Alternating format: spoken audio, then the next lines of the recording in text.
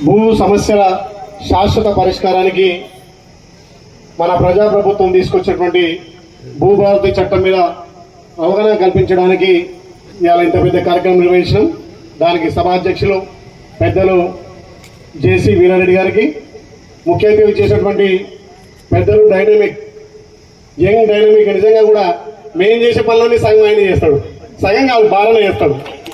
నాకు నిజంగా చాలా సమస్యలు తప్పినాయి. మన గౌరవ కలెక్టర్ గారు హనుమంతరావు వచ్చినాక వారికి పేరు పేరున ధన్యవాదాలు తెలియజేస్తూ, సోదరి market committee chairman Chaitanya Mahender Reddy, దీని మీద అవగాహన కల్పించినటువంటి మంచి ఉత్తమమైన మా ఎంఆర్ఓ గారికి నిజంగా కూడా తహసీల్దార్ గారికి ప్రత్యేకంగా ధన్యవాదాలు.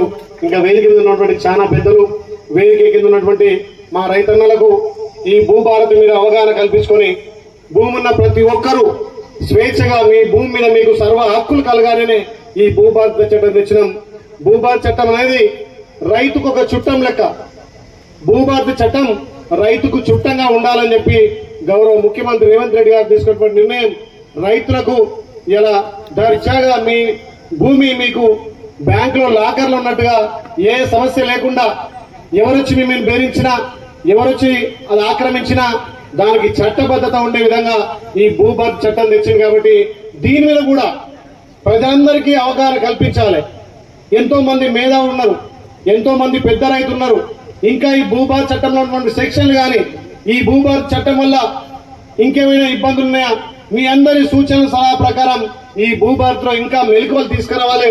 దీంట్లో రైతులందరినీ మమేకం చేసి మీ సూచనల సలహాల ప్రకారం కూడా ఈ ప్రభుత్వం భవిష్యత్తులో నిర్ణయం తీసుకోబోతుంది.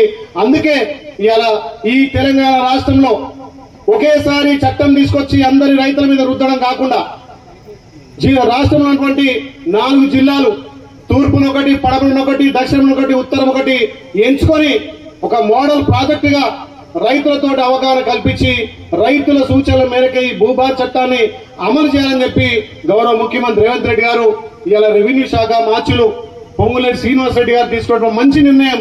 ఇది రైతులకు ఒక వారం భూభారతి అనేది రైతులకు ఒక చుట్టంగా తయారైంది.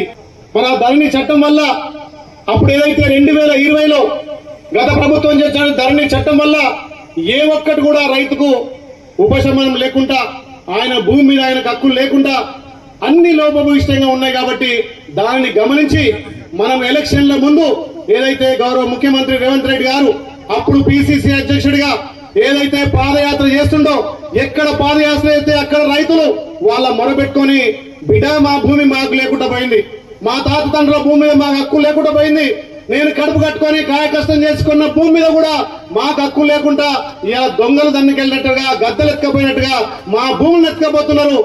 ఈ ధరణి ఇట్లా ఇబ్బందులు బిడ్డ అంటే ఎలక్షన్ల ముందు మనం మాట ఇచ్చినాం. మీరందరూ కలిసి ప్రజాప్రభుత్వం తీసుకురండి. ఏదైతే లోపభూయిష్టంగా రైతుకు గుదిబండగా ఉన్నటువంటి ఈ ధరణి చట్టాన్ని బంగాళాఖాతం లేసి రైతుకు చుట్టమైనటువంటి భూభారతిని తెస్తానే ఆ రోజు మన గౌరవ ముఖ్యమంత్రి మాటిచ్చిండు. మీ అందరి ఆశీర్వాదం వల్ల ప్రజాపాలనలో ఇలా భూభారతి చట్టాన్ని తీసుకొచ్చి రైతుకు చుట్టంగా చేసినాం. కాకుండా గతంలో ఎప్పుడున్నా చూడండి మీరు, రైతుల పక్షాన, రైతుల భూముల పక్షాన కాంగ్రెస్ పార్టీ నిక్కచ్చిగా ఉండి ఎవరైతే భూమి యజమానుండో వాళ్ళకు సర్వ అధికారం ఉండాలని చెప్పి గతంలో ప్రభుత్వ భూములు కానీ, సీలింగ్ భూములు కానీ పేదల కోసం తల్లి ఇందిరాగాంధీ గారు భూములు పంచింది. 1975లో భూములు భూ పంపిణీ చేస్తే అందులో 13B కానీ 38E కానీ దానివల్ల టెనెన్సీ కూడా మీకు పట్టా చేసే విధంగా ఉంది. మరి మొన్న తెచ్చినటువంటి ధరణి చట్టంలో అది లేదు. సాదా బైనామాలు 2020 నుంచి సాదా బైనామాలు బంద్ అయితే ఇప్పుడు ఈ భూభారతిలో సాదా బైనామాలు కూడా మీకు రిజిస్టర్ చేసి పాస్ బుక్ మీ ఇంటికి పంపే విధంగా ఈ భూభారతి చట్టంలో ఉంది.